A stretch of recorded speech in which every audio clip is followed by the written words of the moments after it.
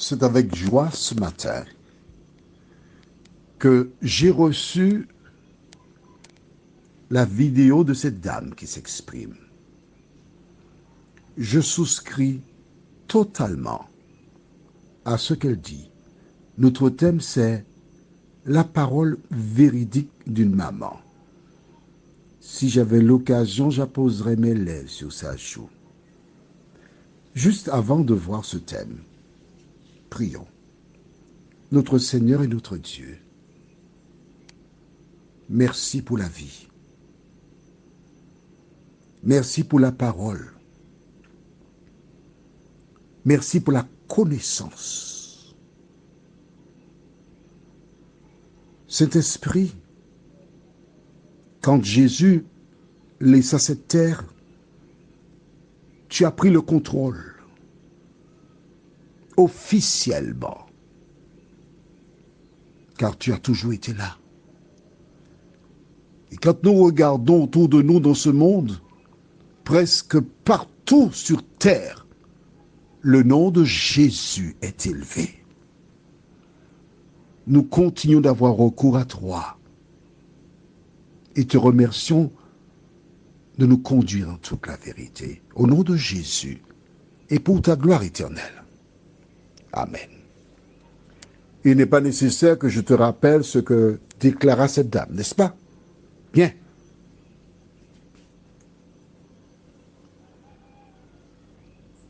Hier, je te parlais d'une dame. Alors, j'ai un ami qui m'a dit, tu parles toujours des dames. Attends, tu ne veux pas que je te parle des hommes quand même. Le cœur d'une femme. Et voici cette femme, cette maman qui s'exprime. Je remercie le Saint-Esprit qui a visité cette maman, qui dit les choses telles qu'elles sont. Car par le passé, il y avait une morale enlevée, la prière enlevée, les enfants. Attention, nous sommes tout à fait d'accord.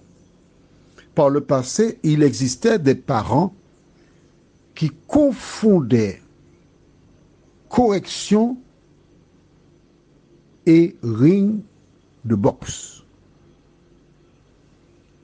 qui donnaient des coups de poing, des coups de pied, qui arrachaient des cheveux, qui mordaient. Sauvagerie.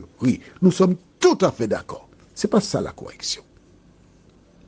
Et à celles et ceux qui en ont souffert, je voudrais dire que ils n'ont fait que transmettre ce qu'ils ont reçu. Car leurs parents ont reçu ce type de châtiment toujours lié aux conséquences de l'esclavage. Ils ont fait ce qu'ils pouvaient, les pauvres. Certains étaient méchants. D'accord, tout ce que tu veux, je suis d'accord. Je suis quelqu'un qui s'entend avec tout le monde, sauf le diable. Donc on va s'entendre, toi et moi.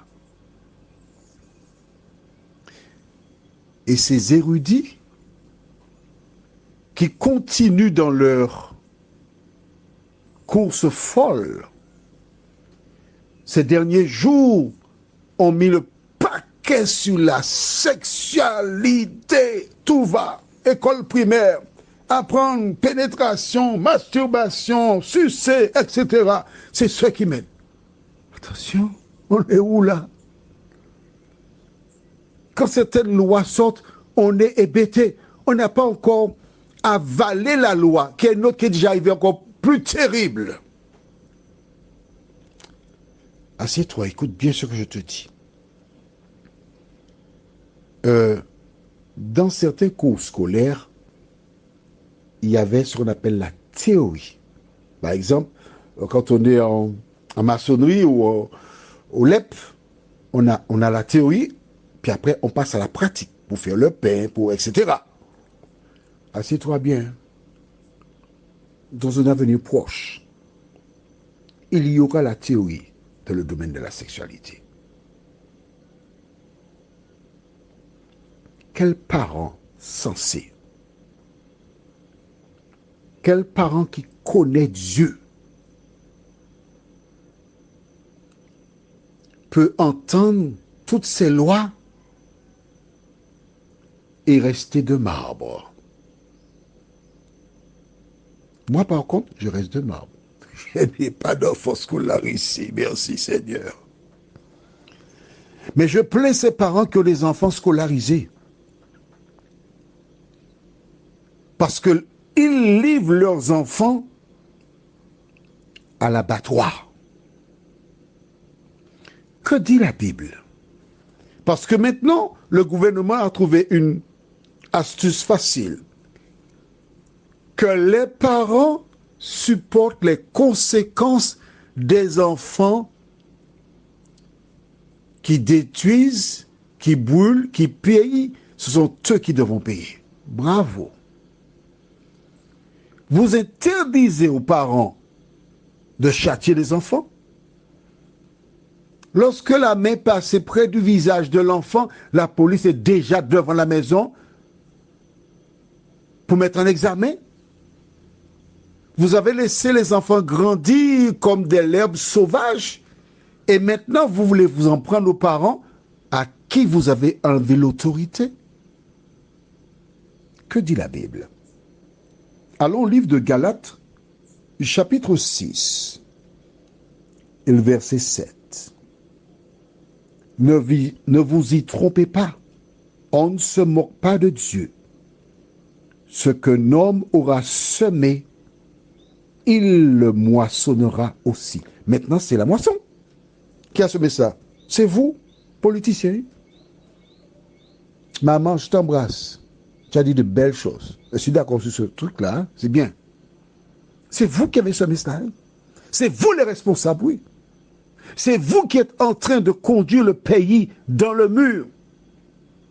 Et vous voulez maintenant partager la responsabilité. Non, même pas partager. Vous lavez vos mains comme Pilate et vous voulez que les parents endossent cette affaire-là? Je vais dire une chose importante. Si tu es un observateur, tu regardes tout ce qui se passe autour de toi, tu comprendras que le diable a inspiré certaines personnes, a fait que le peuple soit prêt à faire une révolution. Tu n'as pas besoin de faire la Sorbonne pour comprendre ça. Tout ce qui se passe aujourd'hui, c'est fait pour pousser le peuple à bout. Tu regardes les gilets jaunes, les petits malheureux qui sont dans la rue, on descend, matraque, on tire sur eux, celui-ci a perdu son œil, handicapé, etc. Un petit garçon, Naël, 17 ans, au volant de véhicule, bon, à terre.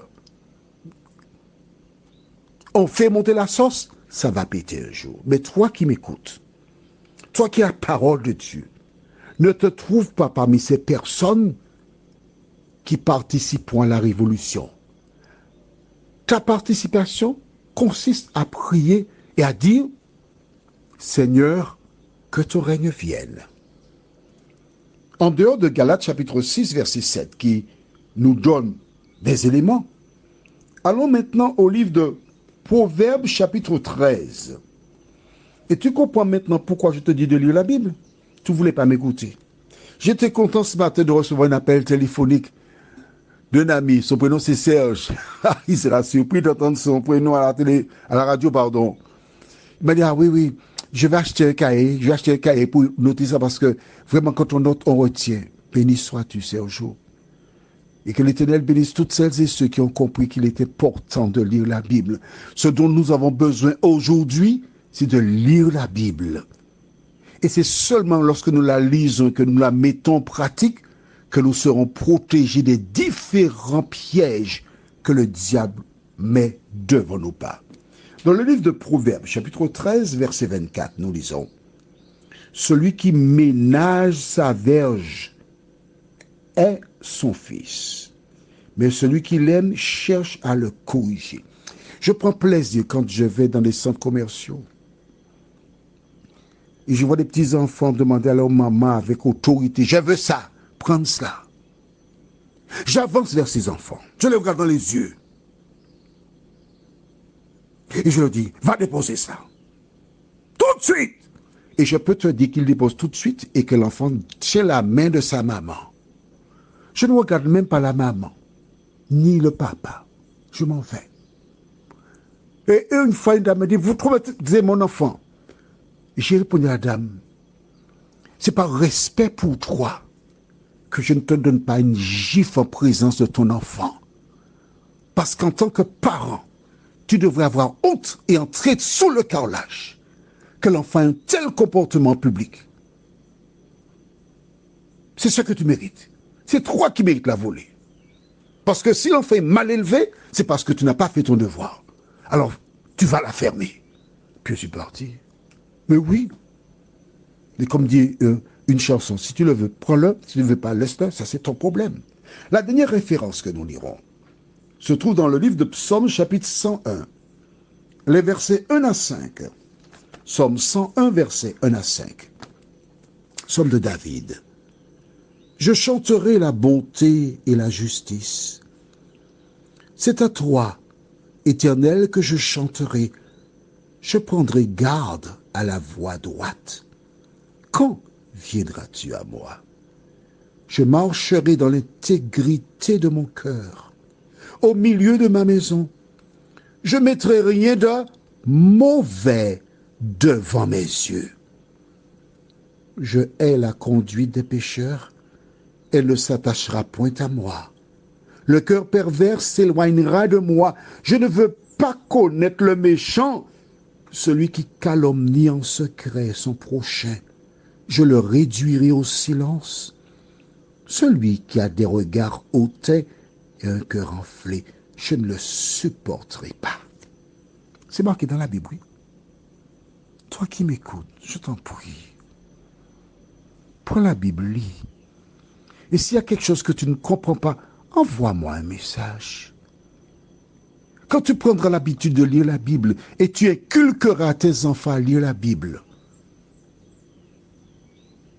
en priant pour eux, le Seigneur te permettra de les conduire dans de verts pâturages.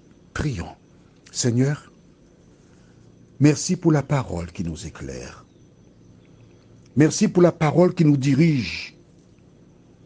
Viens nous aider, Seigneur, à ne pas suivre l'exemple des autres. Permets que tous les grands-parents qui voient que leurs petits-enfants ne sont pas bien élevés mettent la pression sur les parents et prennent des décisions drastiques pour redresser le caractère de ces enfants. Car la plus belle chose qu'un grand-parent puisse laisser, ce sont des petits-enfants, des enfants qui sont des bénédictions pour la société. Merci de nous faire du bien, Seigneur. Nous t'avons prié au nom de Jésus et pour ta gloire éternelle. Amen. Je te souhaite une bonne journée sous le regard de Dieu.